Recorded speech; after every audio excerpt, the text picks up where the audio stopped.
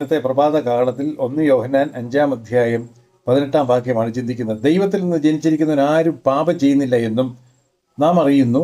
ദൈവത്തിൽ നിന്ന് ജനിച്ചവൻ തന്നെ താൻ സൂക്ഷിക്കുന്നു, ദുഷ്ടൻ അവനെ തൊടുന്നതുമില്ല. പ്രിയമുള്ളവരെ, ദൈവത്തിൽ നിന്ന് ജനിക്കുക എന്ന് പറയുമ്പോൾ അപ്പനും മകനും തമ്മിലുള്ള വലിയൊരു അഭേദ്യമായിട്ടുള്ള ബന്ധമാണ് അവിടെ ഉണ്ടാകുന്നത്. അതായത് ദൈവം നമ്മുടെ അപ്പനായിരിക്കുന്ന ഒരു അനുഭവം, നാം മക്കളായിരിക്കുന്ന ഒരു അനുഭവം, മക്കളെങ്കിലും അവകാശികളായി മാറുന്ന അനുഭവം.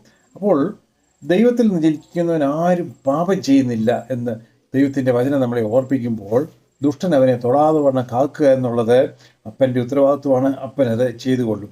അതുകൊണ്ട് ഇന്ന് രാവിലെ നാം ചിന്തിക്കേണ്ടത്, നാം ദൈവത്തിൽ നിന്ന് യഥാർത്ഥത്തിൽ ജനിച്ചവരാണോ, അതോ നാമധേയമായിട്ട് നാം ഒരു ക്രിസ്ത്യാനി എന്നുള്ള പേരിൽ അറിയപ്പെടുകയാണോ ചെയ്യുന്നത്?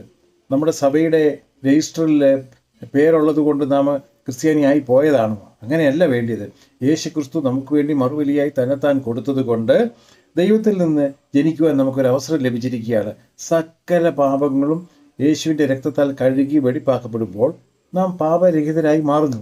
ഒരു വിശുദ്ധിയുടെ അനുഭവത്തിലേക്ക് നമ്മൾ പ്രവേശിക്കുകയാണ്.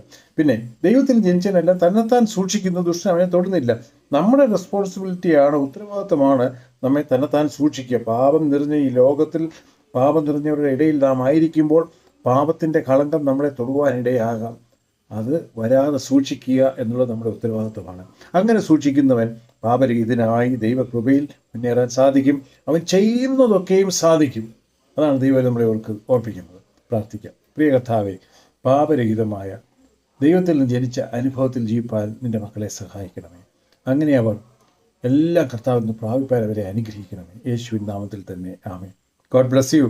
ദൈവത്തിൽ നിന്ന് ജനിക്കുന്ന അനുഭവം അത് ആർക്കും സാധ്യമാണ്. ദൈവം നിങ്ങളെ ധാരാളം അനുഗ്രഹിക്കട്ടെ. തിരുരക്തം നമുക്ക് കോട്ടയായിരിക്കട്ടെ. വീണ്ടും നമുക്ക് കൂടി വരാം.